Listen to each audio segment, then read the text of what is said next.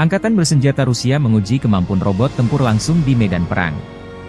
Seperti dalam rekaman yang beredar di Telegram 17 Mei. Penggunaan robot darat baru dalam pertempuran telah dimulai, untuk saat ini sebagai bagian dari pengujian.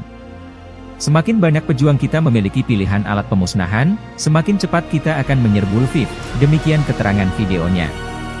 Scorpion M, robot kamikaze Rusia digunakan secara terbatas di palagan perang Ukraina.